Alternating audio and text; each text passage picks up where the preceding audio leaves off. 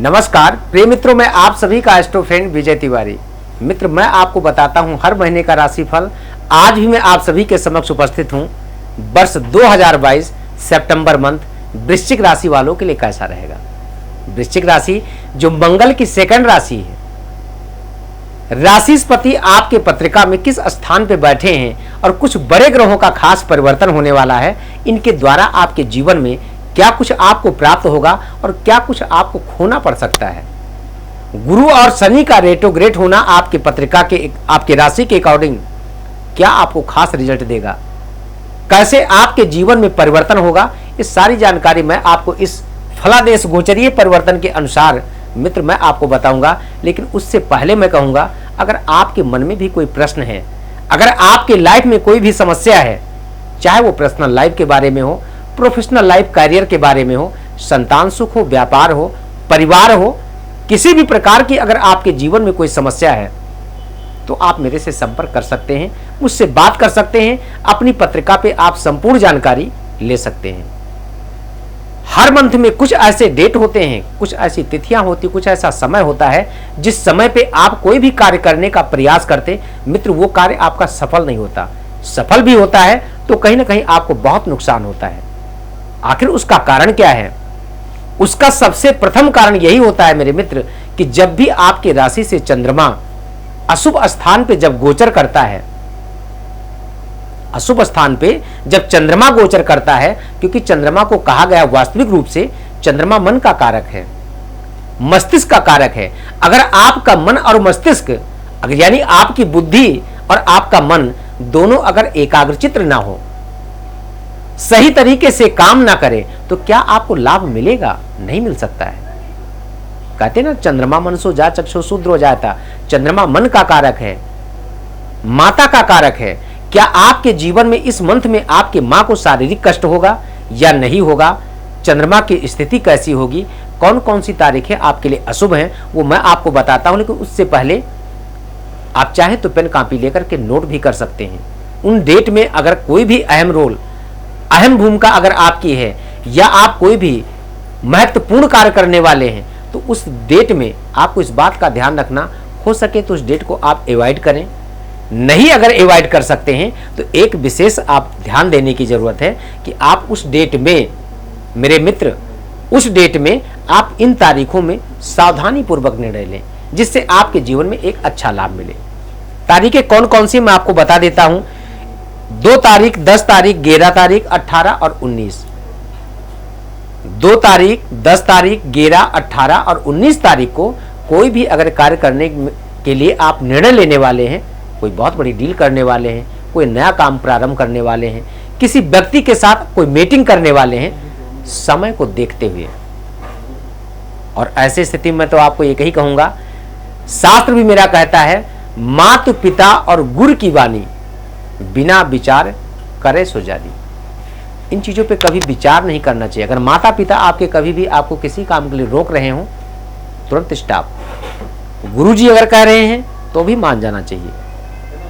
इन पे कभी टीका टिप्पणी नहीं करना चाहिए, क्यों, क्या, लेकिन, ये सब कुछ नहीं, ध्यान रखना चाहिए।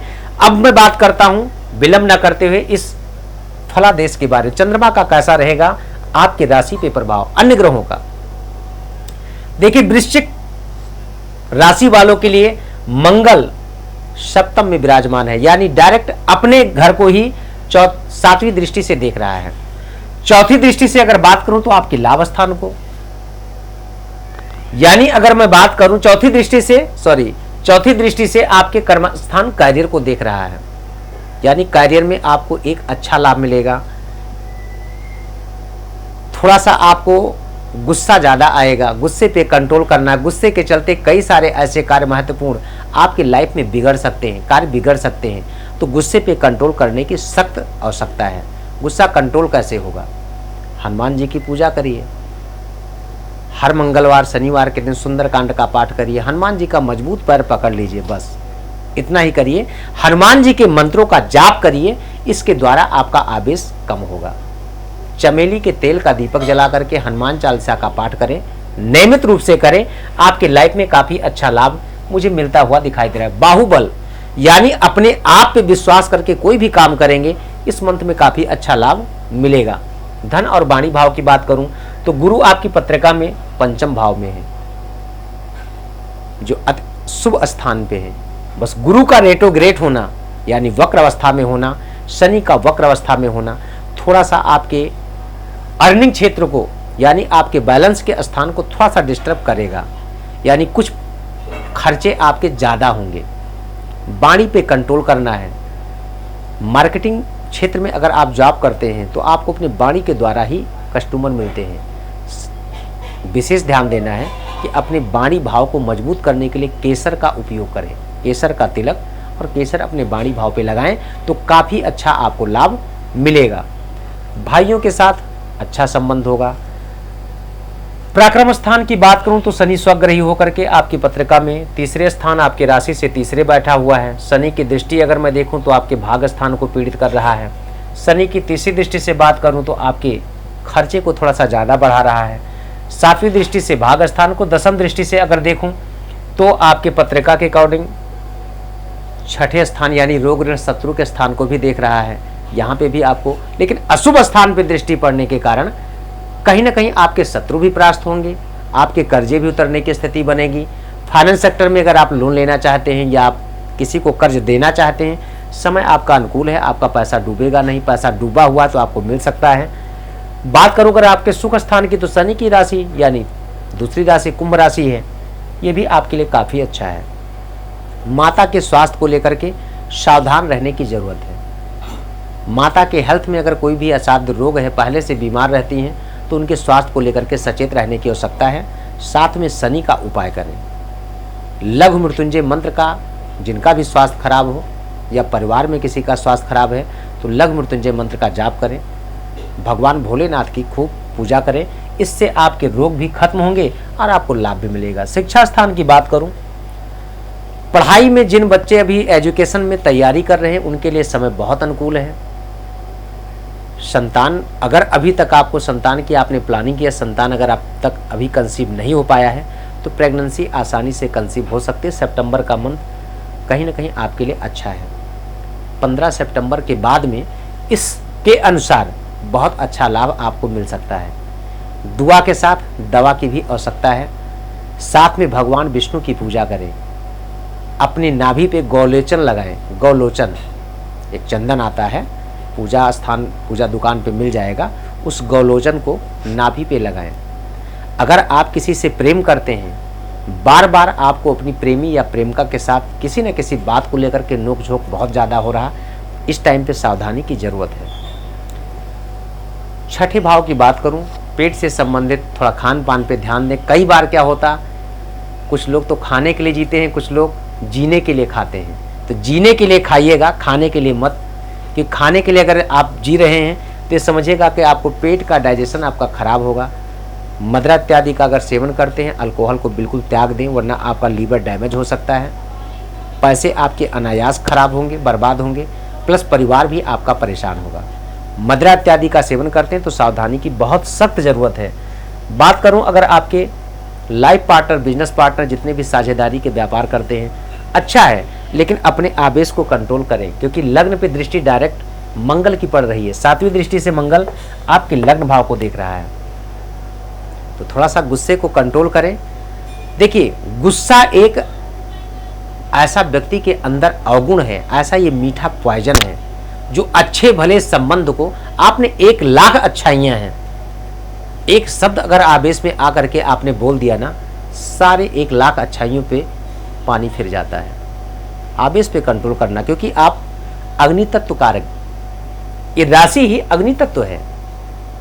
ऐसे जातक के अंदर क्रोध बहुत जल्दी आता है और क्रोधी स्वभाव का व्यक्ति कई बार क्रोध में ऐसे अनुचित निर्णय लेता है जिसके कारण उसका बहुत बड़ा नुकसान भी होता है। बात करूं अगर आपके अष्टम भाव की, बुध की राशि है, बुध आपकी पत्रिका में लाभ भाव बैठा हुआ, स्वग्रही उच्च का भी है, ये काफ़ी अच्छा है। कोई भी लंबी यात्रा, बड़ी डील करना चाहते हैं, कहीं आपके बड़े लोगों के साथ अगर आपकी मीटिंग है तो आपको अच्छी सफलता मिलेगी। भाग्य स्थान की बात करूं तो भी अच्छा है क्योंकि चंद्र राशि ठीक है, भाग्य आपका सपोर्ट करेगा।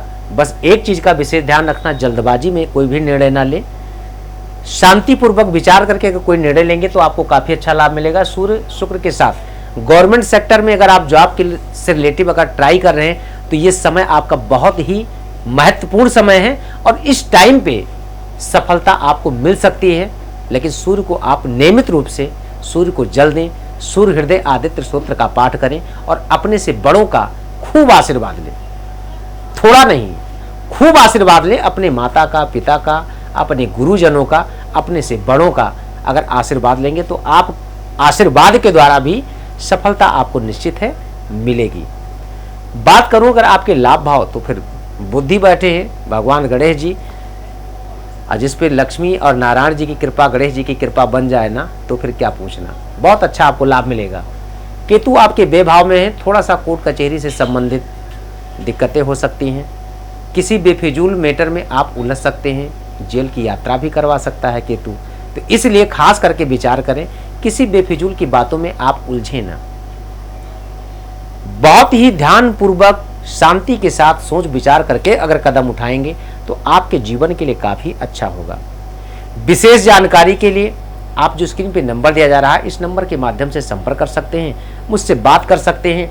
अपने जीवन से संबंधित कोई भी समस्या है तो आप मुझसे शेयर कर सकते हैं। जटिल से जटिल समस्याओं का मैं छोटे में सरल से सरल समाधान देने का आप तक प्रयास करता हूं।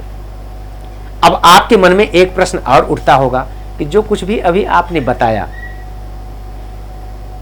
इसका फलादेश यानी इसमें मुझे फल की प्राप्ति कैसे होगी। इसमें फलादेश जो मैंने बताया है आपको ये चंद्रमा के गोचरीय परिवर्तन के अनुसार, लेकिन विशेष महत्वपूर्ण बात यह है कि आपकी पत्रिका में दशा किसकी चल रही। दशा अगर अशुभ ग्रह की चल रही तो रिजल्ट आपको अशुभ मिलेगा, अगर शुभ ग्रह की दशा चल रही है तो शुभ फल मिलेगा। दशाएं 5 प्रकार की होती हैं, महादशा, अंतरदशा, प्रत्यंतर दशा, सूक्ष्म दशा और प्राण दशा।